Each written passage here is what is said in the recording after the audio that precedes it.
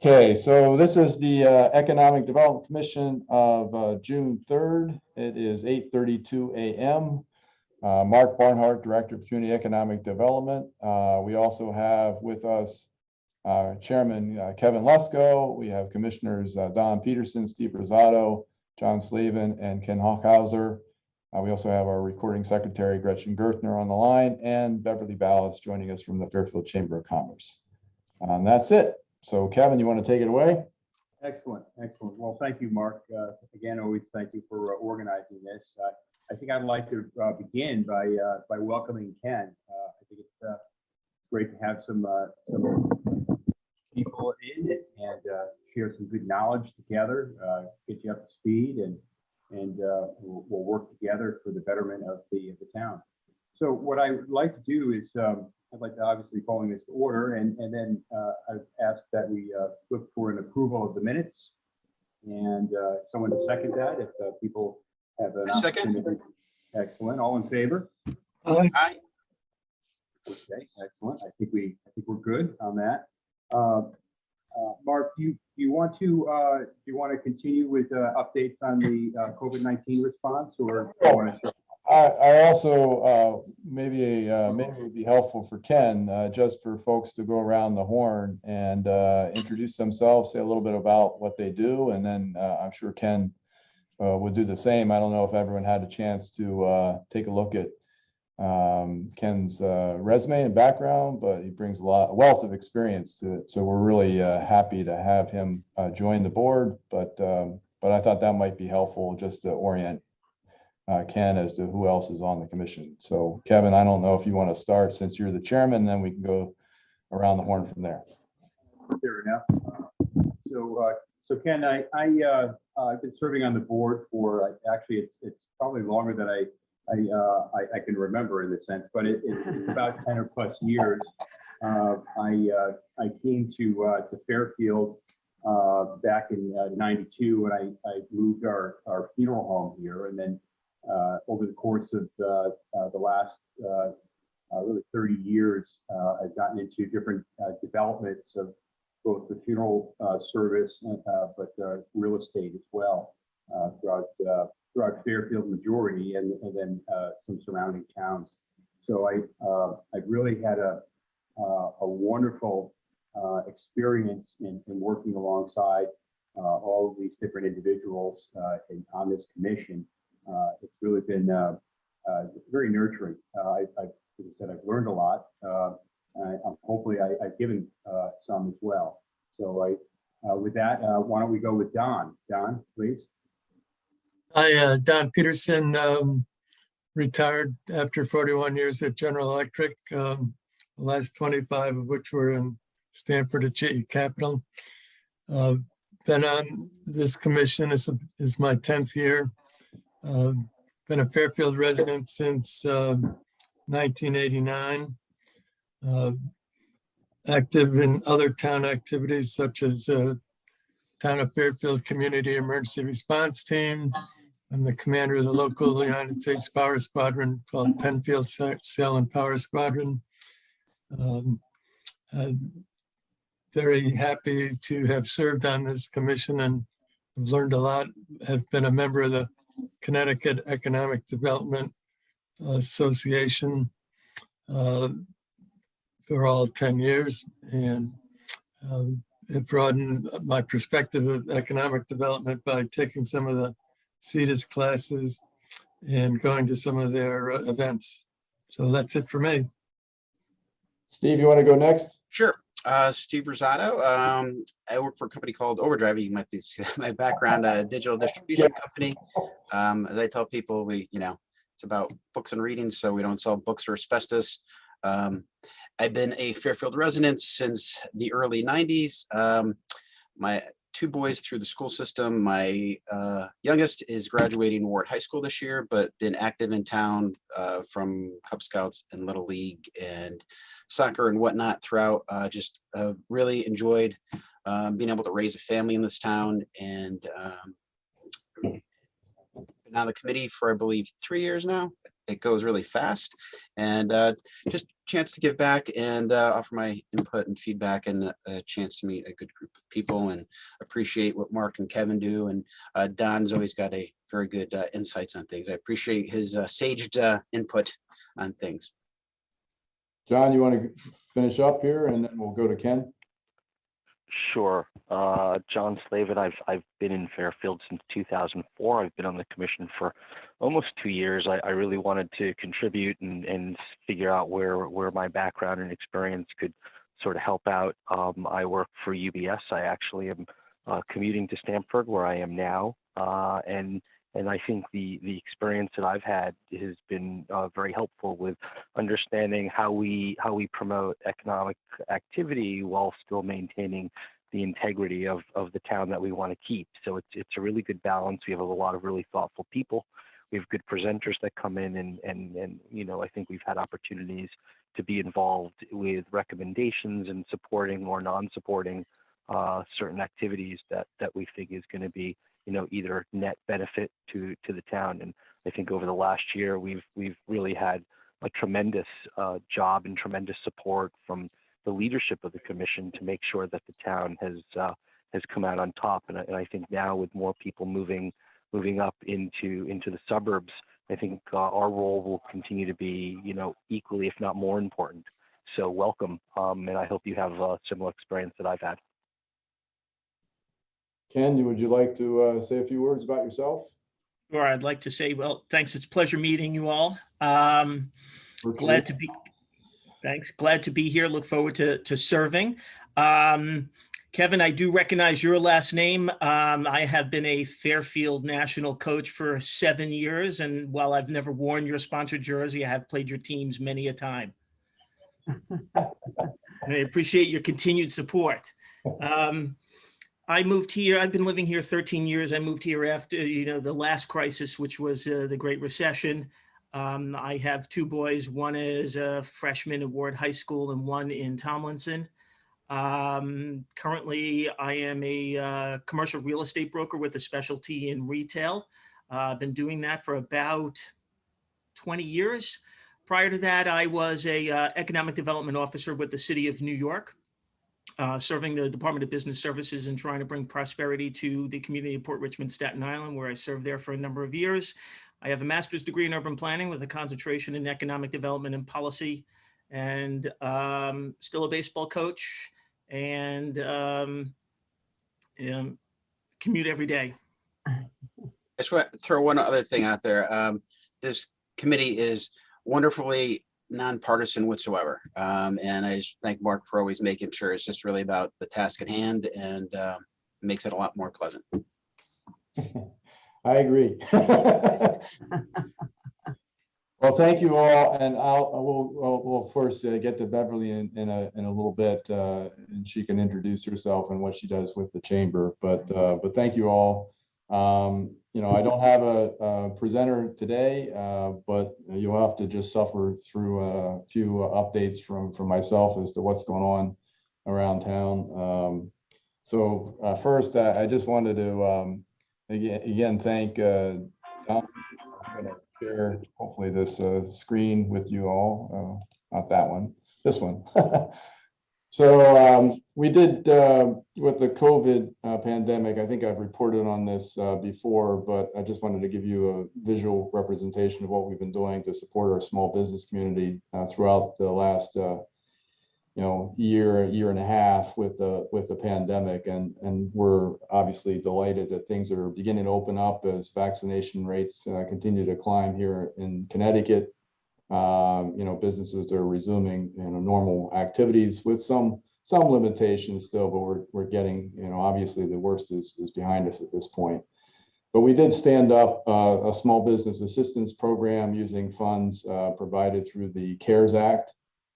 We have received 100 applications to date, 80 of which were approved. So we've assisted 80 small businesses, that being defined as businesses that employ 5 or fewer FTEs, full-time equivalent positions.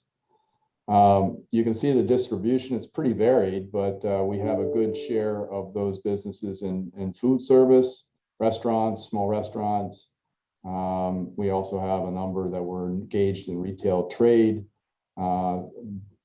salons, as well as other personal services, fitness providers, professional services, and the like. So again, a very diverse sampling of our small business community that we were able to assist through this program. We have committed to date $315,000 in funding support. This has gone towards operating assistance, anything from paying, their rent for a month or two, to utility costs, insurance premium costs, the purchase of personal protective equipment and supplies, fit up costs associated with restaurants like movable partitions and the like. All those are eligible expenses and costs that we have covered through this program. Importantly, 50% of the applicants that we supported, businesses that we supported, did not receive or had not received any meaningful support from other programs at the date in which they applied. This was initially the case. We had some issues with the PPP program when it was first unveiled. Especially with a lot of the small businesses that were the target of this program being able to access those funds. That has improved over time. And so the number of businesses that hadn't had other sources of funding support has declined with more recent applications. But initially, that was very important to fill that gap. Because our funding is federal and through the Department of Housing and Urban Development under its program offerings, there was this important component to satisfy national objectives through that funding source. And so 64% of our recipients were business entities that could satisfy a low moderate income eligibility criteria. Either the owner of the business or 51% of the employees of that business did qualify as a low moderate income person, as demonstrated by their federal tax returns. The average grant is about $4,000. It's creeped up over time as we've loosened some of that criteria. Don Peterson has been your representative on our small business committee, grant review committee. It's a 5-person board that reviews all the applications and makes a determination as to whether or not to approve or disapprove the application based on my recommendation. And this was about trying to keep small business in place and retain jobs. And so we've been able to assist and help retain 145 jobs and create 21 additional positions through the Small Business Assistance Program. So I think all in all, it's been a very successful endeavor. It certainly has been a lot of work to make sure that we, not only review and consider these applications on a timely basis, get the money out the door, but also meet our fiduciary responsibilities in terms of managing federal dollars responsibly. So there's a lot of paperwork involved even for these small business assistance grant programs. But this is an extension of our existing microenterprise program that we've had for many years. The only difference here is there's no match requirement. It's basically money right out the door. We reimburse cost or direct pay vendors on their behalf. We do have about $21,000 remaining in our pot. That could grow a little bit because there may be some small amounts of funds that are not going to be used by some of the businesses that we've approved to date. So if you do, that would be sufficient probably to fund 4 or 5 businesses. So if you do know of businesses that you think might be good candidates that are experiencing some trouble in meeting their obligations, even at this date, please have them contact me. So we are working with other landlords and property owners to make sure their tenant bases are stable. That's been a great source of referrals recently. So again, I'm happy to answer any questions, but I just wanted to give you a quick update on that. I think for the most part, again, with the governor's recent pronouncements and rescission of some of the other, mask mandates and other rules governing business operations. Things are getting close, and they're not quite at normal yet, but they're getting close to normal. So happy to take any questions on what we're doing in response to the pandemic, but or with regard to this grant program. Mark, is there any risk of, a lot of the restaurants have really pushed out their outdoor space for seating? I would probably suggest beyond what they might have been able to do for. I'm having a hard time hearing you, Kevin. I don't know if anyone else is. You turn up your volume a little bit, or closer to the speaker. Go ahead. It was about the outdoor dining. Yeah, about the outdoor dining. Is there any potential issue with right now? The restaurants have really expanded their outdoor dining, probably well beyond what they might have normally done in prior years. Oh yeah. You think that the zoning department is going to start pushing back on that, or are they going to allow them to continue this? Well, we're good through the end of this calendar year. We got everyone planning and zoning. We had a committee, an ad hoc committee that was formed, really involving the regulatory agencies, health, building, fire marshal, planning and zoning, and myself as kind of the business advocate in the group. But they review all the outdoor dining applications, the temporary ones under this program. And we made a pretty quick decision, even before the state did, to extend the temporary outdoor dining provisions through the end of this year. And since then, there's a state law that allows businesses to continue to operate those expanded outdoor dining venues. I think the experience has been a positive one. It's shown that we might be able to make more permanent some of these changes, because I think it's been well received by the public, the restaurants. It's been very important for them from a lifeline, sustainability standpoint. But it's also demonstrated that we don't necessarily need to regulate these as closely in terms of parking requirements for the outdoor dining, because it's usually in lieu of people taking tables inside. So I'm hopeful that we'll be able to actually modify some more parking requirements as relates to some of these outdoor dining locations, so that some of these changes might be made more permanent, because I think people really enjoy it. And we've had a good tradition in terms of supporting outdoor dining in town. Like 60 locations were approved prior to the pandemic, but they're only allowed 150 square feet without any additional parking set aside or requirement. So I think we can probably bump that up, and we've had some conversations with planning and zoning staff and the commission about doing that. So on the similar topic, I noticed that this particular year, the universities staggered their graduation, and it became an absolute boom for the restaurants. Yeah. Yeah, it was. Is that something that, and it might have been easier for the universities in some ways. Is that something that could be explored as moving forward? Well, I think, yeah, it's the universities typically have their graduation calendar, or their calendar set, a couple of years in advance. But I'm sure that's something we can definitely talk to them about. I don't know if I'm sure they try to avoid conflicts as much as possible, but there's also a competition for it happens within a certain short period of the calendar year where they're trying to coordinate all these types of things. So it's a good suggestion. I'm sure it's something we can talk to them about. Anyone else?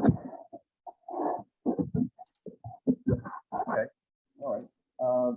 The status report on the comprehensive economic development strategy, Mark? Yeah, so let me pull this back. So where we're at, so as you know, MetroCog is retained on behalf of the municipalities in this region, RKG, a consulting firm based, I think they're out of Boston, but They're all over the place, but they're doing the work in preparing a comprehensive economic development strategy for the region. They have completed a market analysis. They've recently completed a targeted industry analysis, which includes more or less a SWOT analysis of strengths, weaknesses, opportunities, and threats for the region as it relates to business attraction and investment. I don't think there was anything earth-shattering. I'll share the slide presentation with all of you through a link after this. But in terms of strengths for the region, education, healthcare, the healthcare system all rate very highly. In terms of employment, we certainly have pretty well compensated folks that live in the region. Some of the weaknesses they identified were housing affordability, housing cost burden, income inequality. So there's a big gap between the haves and the have-nots, so to speak. So, again, none of that is, I'm sure, earth-shattering or surprising to all of you.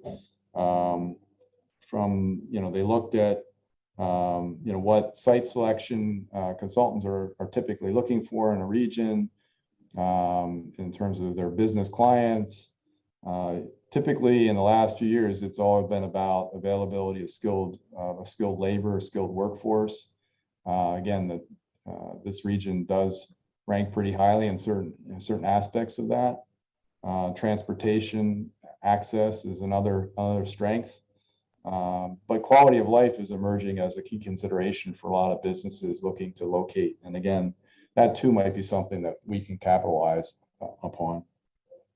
They've looked at, did the typical cluster analysis of where we're seeing job growth, where we have concentrations in employment sectors.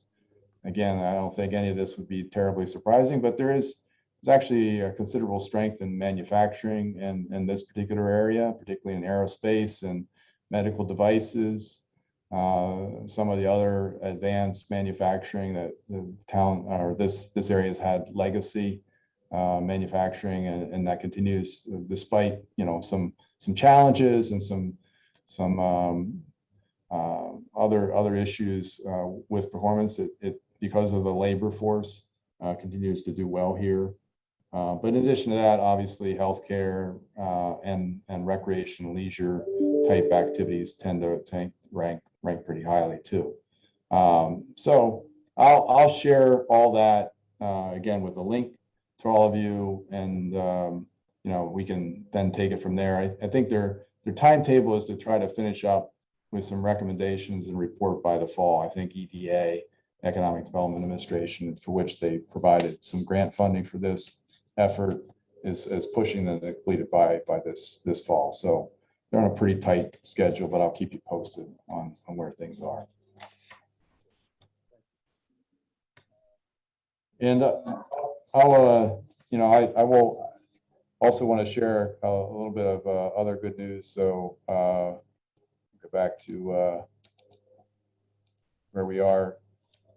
If you look at, we obviously saw a drop off in 2020 in terms of construction activity across the board, but especially in commercial and institutional.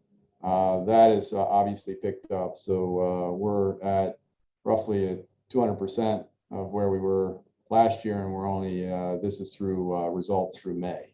Now, what's pushing this largely, you see the big blue bar.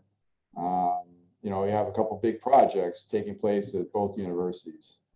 Sacred Heart's building a new 4,000 seat ice hockey arena set to open on their West Campus in January of 2023. And Fairfield U, not to be outdone, is building its own replacement to the venerable Alumni Hall, a new 4,000 seat on-campus convocation center and arena to host their Division I sports programs. So that's a big chunk of it, but there is other commercial activity that's filling in as well. Notably, the conversion of the former Kohl's building to Floor and Decor and Aldi's markets. Floor and Decor will be having its ribbon cutting later this month on, I think, the 21st of June.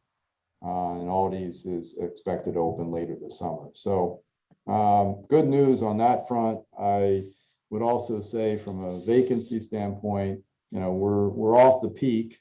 We were in the first quarter, we were over 10% overall across all industry sectors, almost 16% on office vacancy and 19% on retail, which is very high for us. Those have come off a little bit through the second quarter. Office vacancies roughly 14%, mid-teens.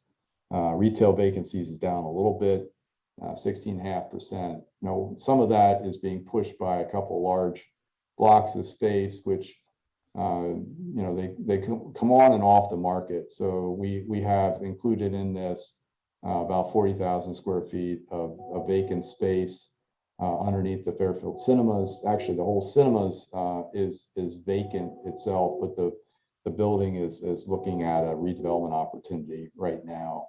But we included that, and that space is never, to my knowledge, never been occupied. So it goes on the market, goes off the market. So we included that in our current inventory. But the good news is it's down, trending in the right direction. There's a lot of new businesses that are opening up, particularly on the retail sector, which is certainly good to see.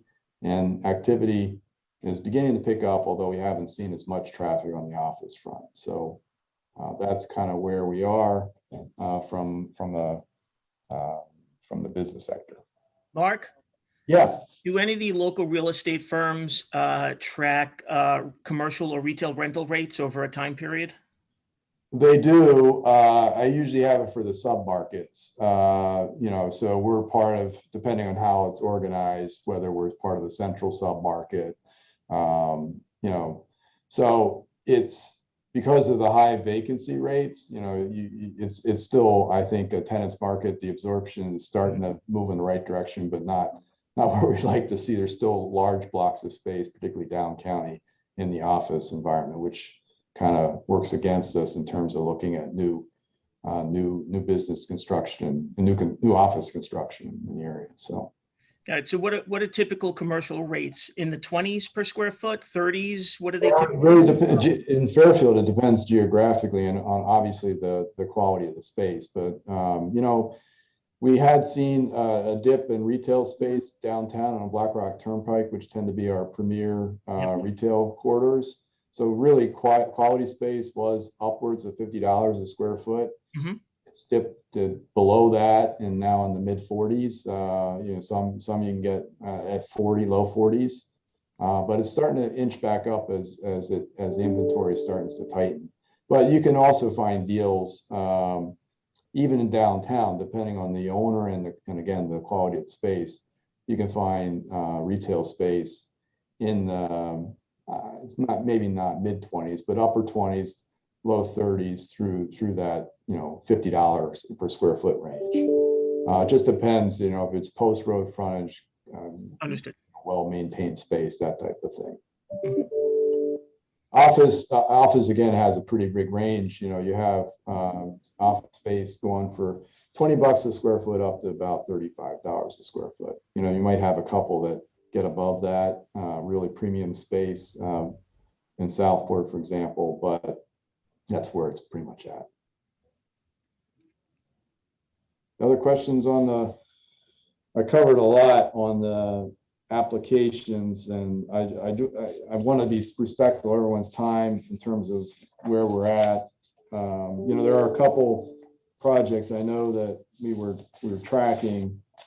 We provided a letter of support for 801 Post Road, the conversion of that former service station on the corner of Beach and Post. They withdrew their application. There was some opposition from the adjoining property owner, and they didn't do a really good job of presenting the application. So after I talked to the applicant, they decided to live to fight a different day. And so they withdrew their application to make a few tweaks, and hopefully we'll be resubmitting it. But they did appreciate the commission's support. I do think it's a good use for the property. I mean, given the alternatives, which is basically another Quickie Mart service station type thing. I'd rather see a restaurant use as opposed to that. It's a higher use for the site. And then across the street, the veil has been removed. 750, where the former Joe's American restaurant is, the applicant has now said we can officially say it's a Chick-fil-A restaurant, as what's being proposed. They have to make an application. There are some concerns about the ability, even though it's got frontage on 2 streets and it's a big site for a single use restaurant. But there's some concerns about traffic. So they have a double stack drive-through lane, queuing capacity out the wazoo. But I know that what they see in Norwalk is pretty heavy demand, especially on a Saturday afternoon. So I think that will dissipate as more of these Chick-fil-A's come into markets near you. But that is going to be probably the issue that the commission will have to wrestle with in terms of how they manage traffic, both off-site and on-site. Mark, can I go back to one of your comments about the movie theater and 40,000 square feet? Yeah. What is the percentage?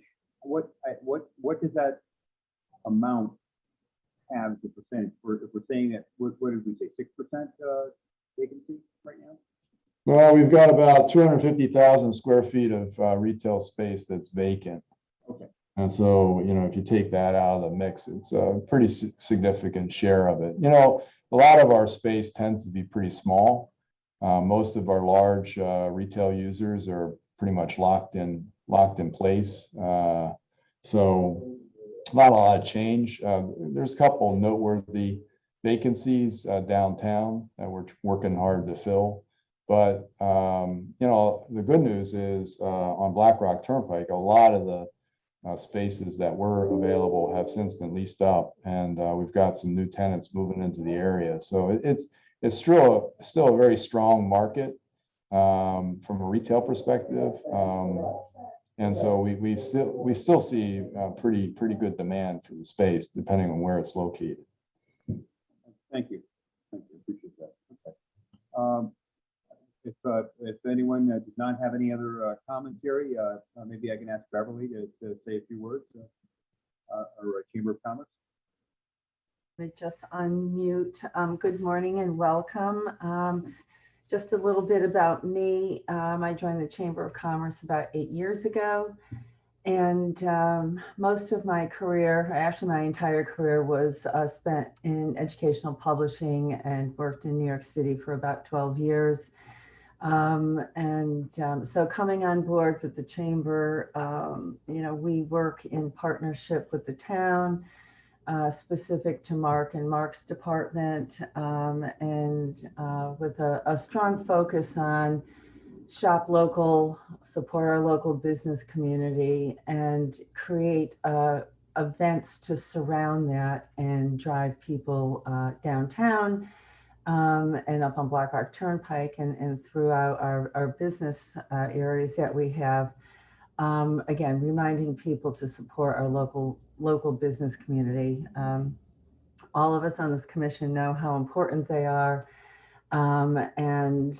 Unfortunately, we're moving into a world where everyone is online and placing orders. But that is one of our big advocacies. And like I said, we come together on certain events like our shop and strolls, sidewalk sales. But one in particular that we started last year was an e-gift card program, which has really been enormously successful. And this program is measurable. So we can actually see statistically how many gift cards have been purchased, e-gift cards have been purchased, what the value is of those cards, where they have been redeemed. Right now we have 73 businesses who are involved in this particular program. And as of this morning, the amount of cards that have been purchased is 2,095 for a total value of $63,098. And what's great about that is that money stays in Fairfield. Those cards have to be redeemed at the 73 participating businesses.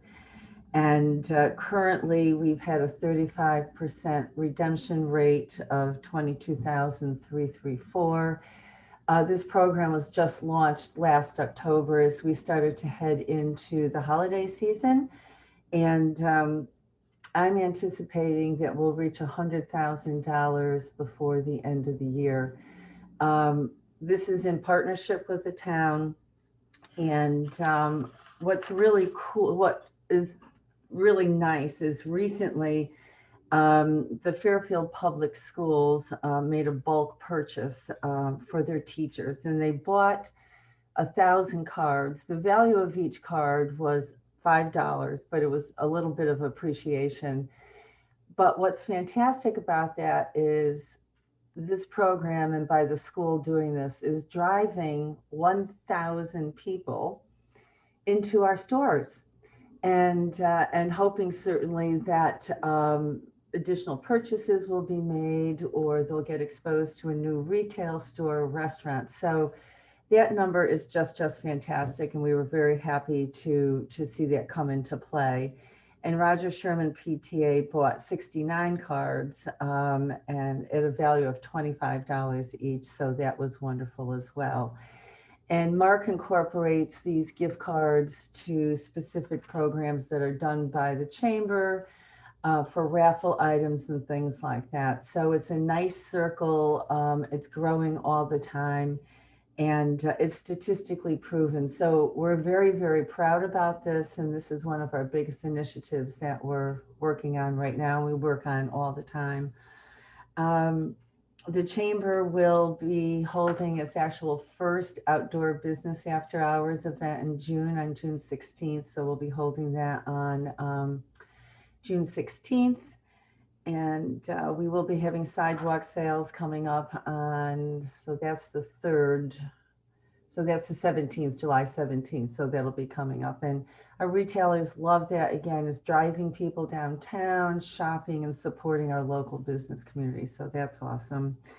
And the chamber is celebrating its 75th anniversary this year. So you'll see lots more information on celebratory events coming up. So we're happy about that too. So that's a little bit about the chamber today. And I've always been a guest on the commission, and again, share information and come together in partnership where we can for our local business community. So welcome again. And I return the favor. I serve as an ex officio on Bev's board of directors. So I attend their board of directors and provide an update from the town's perspective on issues affecting the business community. So it's a great partnership. We really appreciate Bev's leadership and the chamber's involvement in the town's affairs, keeping our business community strong. And the e-gift card program that Bev mentioned is something that we've been working on together for a couple of years prior to its launch. And we're the first community in the state of Connecticut to do this. It's not obviously unique around the country, but we picked up on the idea. There were some places in California and North Carolina that were doing it. We thought it was a wonderful program. We've been looking for something like this to keep the dollars local. And we're just really excited and happy about the results thus far in our partnership with the chamber on this. It's been a great adjunct to our whole buy local campaign. Obviously, it's the centerpiece now because there's nothing stronger than keeping those dollars in town and supporting your local business community. So it's been a great partnership. Mark, this is Don. Question for you and Beverly. Do you have a breakdown of how the 73 businesses shake out? Is how many are restaurants, how many are boutiques, and so on? The one thing about this program is it has a lot of data.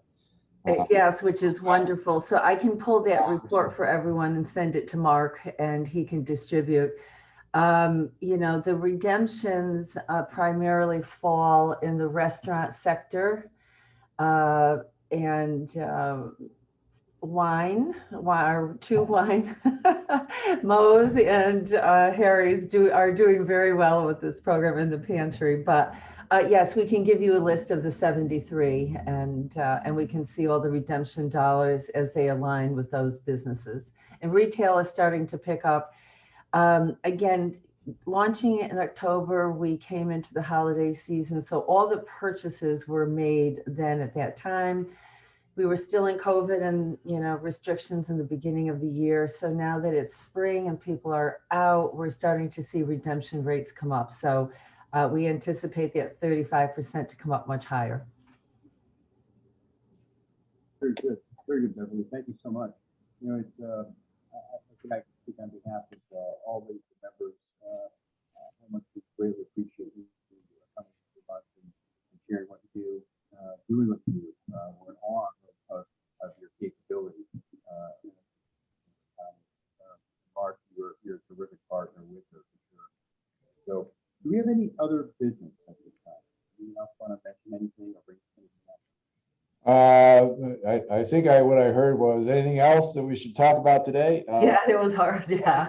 A couple things I neglected to mention. So one of the things I think all of you are aware that the American Rescue Recovery Plan package passed Congress and signed into law, and so we're expecting to receive roughly $26 million, either directly or indirectly through the state. To help the community, help the community address issues related to the pandemic and the response. I think a lot of that, the challenge has been to figure out ways in which to, obviously satisfy the intent of the program, as well as not to create funding issues for the long term. So I think a lot of it will be looking towards some infrastructure type investments. I mean, there is the possibility there might be an additional infrastructure bill, but that might address some of the larger projects that have been stalled for some time for want of money.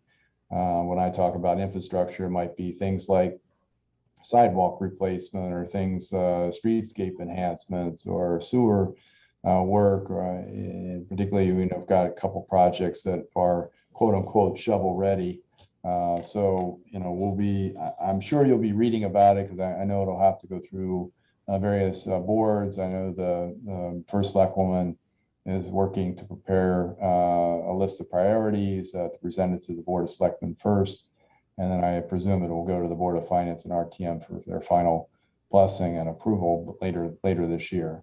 So, I mean, there's opportunities, obviously, as we go through that process for folks to identify issues that they see, but I'll keep you guys posted as things pop up. Is that separate from money that would go to support, like ARPA money for schools and libraries and such? Yes. I know there's some dedicated money for that. Yeah. And is there any guidance from the state, like on how that has to be allocated, or is it just coming into the town budget? There's some guidance from the feds, but I think what we've seen with some of the other programs is they're kind of they backfill some of the rules and requirements as they go. It's broadly, there's some broad discretion for it. There's some general things that you can't use it for. But I think communities do have a degree of flexibility to address what they see as their priority needs. So that's helpful. And there are additional dollars allocated, I believe, to the school system for this. Mark, this is Don. Can you give us a quick update on some of the multifamily developments that are underway as to when construction might be completed or started? Yeah, so let me just quickly pop this in. So here's kind of where we're at with projects that are under construction. I think I mentioned the conversion of the former Kohl's to the Florin to Coronaldi's, but we have a number of residential or mixed-use development projects underway. Some are nearing completion. I mean, 1401 Kings Highway, the Alto Fairfield, which is 160 units with 22,000 square foot of retail and a 6-story parking structure to accommodate 480 cars. That's pretty much at completion. They have a TCO, but they're waiting their final CO for that development. That's the second phase of the trademark development over by Fairfield Metro.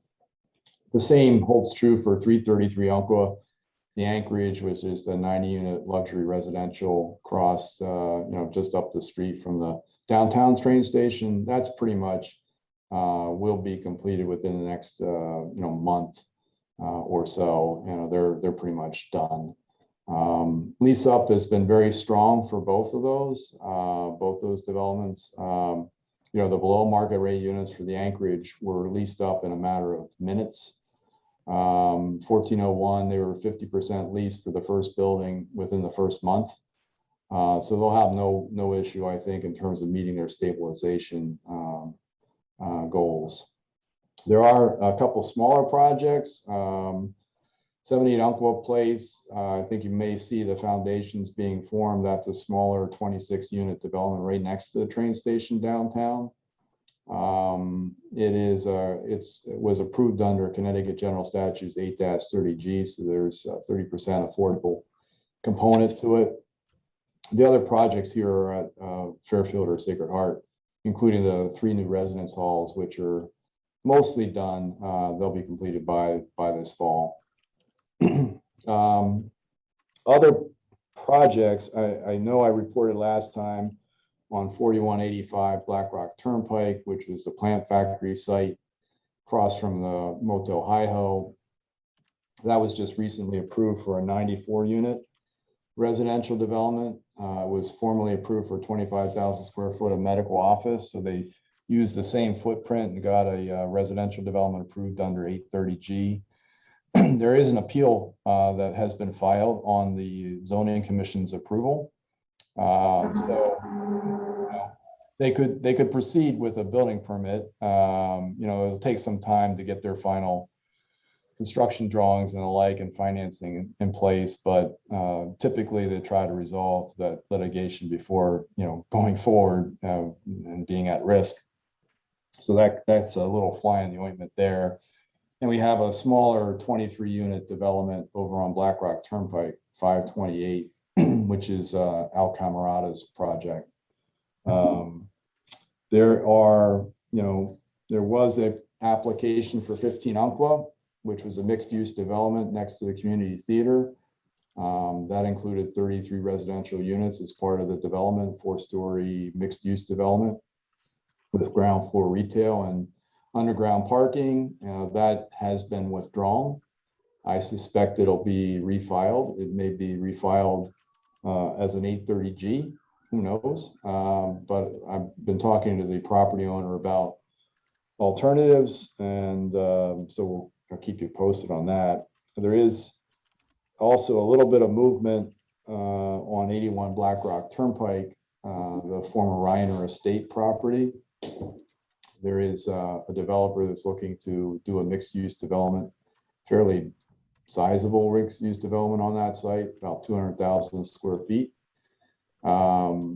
Residential component, obviously, given its location, but they're at a very preliminary stage. They're still doing their due diligence. The site has some environmental issues, as you know. There are a bunch of other things that are out there in the possible stages. I think I have talked before about 461 Mill Hill Terrace, Southport. It's almost a 9-acre site. It's owned by the Episcopal Church. It was used as a retirement facility for retired clergy. They've since decided that they no longer want to hold onto the property and are selling it. So it's been on the market. They had a proposal from the Fairfield Housing Authority to purchase the property for about $4.5 million. They're still considering that, but I've heard recently that they may be entertaining other uses for the site as well. We had also talked to an assisted living provider early on about potential development there, but they've since backed out. So I suspect that it'll probably be some type of residential development on that site. It's in a residential neighborhood, the issue for the neighbors has been the scale of the development, and density and the affordable component. So we'll just have to keep you posted on that. But I don't know if there was anything else, Don, that I missed that you were specifically asking about. How about the one on High Street? That's still in litigation too. So it was approved by TP&Z, but denied under wetlands. And there was an appeal filed, and that's still being adjudicated. So nothing yet. That was a 40 unit development by the Fairfield Housing Authority. But it had, met some significant neighborhood opposition, and obviously that was rejected by inland wetlands. So that's still out there too. The only other one that's out there that we're waiting on is 92-140 Bronson Road, which was filed by Garden Homes, who did a smaller development over off of Fairchild Avenue. They had proposed a 91 unit set aside development on that site off exit 19 in the Southport neighborhood. It was initially turned down by planning and zoning because of fire access. It was eventually made its way through the court system, and that decision was overturned. And so they've had the authorization to pull a building permit now for, it's close to a year and a half, if not 2 years, and they haven't done so. But we're hearing reports they may be soon filing for a building permit on that project. So that's another one that we're closely monitoring. And I think that's it. That's the rundown. Thanks. Good job. Yeah, I will say, the interesting thing for the trademark 2, the Alto Fairfield development, that was the biggest gain in our, everyone talked about the change to our commercial grand list, and the growth and the tax base. That was the biggest net gain change. I think it's assessed at $32 million.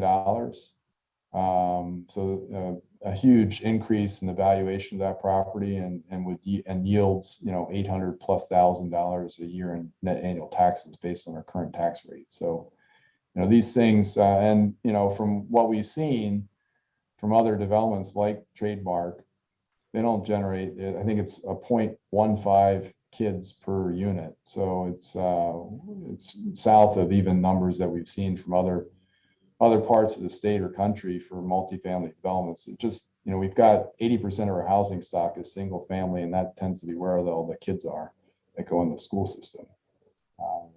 And these tend to be 1 and 2 bedroom units, if at the most. So it's these tend to be pretty big on a per acre basis. They provide a pretty significant yield to the town from a net annual tax basis.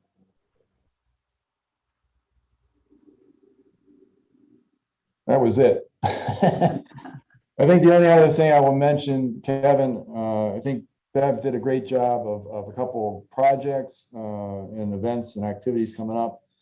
Make Music Day is June 21st. We're working with folks, a volunteer group out of Fairfield Theater Company to put that on. We've got a great response so far. So look for that. Bev mentioned the sidewalk sale on the 17th of July. We're working with the chamber to host that annual event. And we have the USGA Senior Women's Open at the end of July, early August at Brooklawn Country Club. And Annika Sorenstam is scheduled to play that golf tournament, which is a big name. So we're going to have a busy summer, I'm sure, and people are anxious to get out and resume some semblance of normal life. So things seem to be picking up. I don't have anything else unless somebody has any other questions. And I think we had to we may have lost Ken because he probably had a meeting to go to, and John as well. Move to adjourn. Second. So we I'm were still here, but I'm with you. Here you are. I'm sorry, didn't see you. All right, so we're adjourned at 9:27 a.m. Thank you all, and we'll talk to you in a little bit. All right. Have a good weekend. Bye. Thanks. Take care. Right.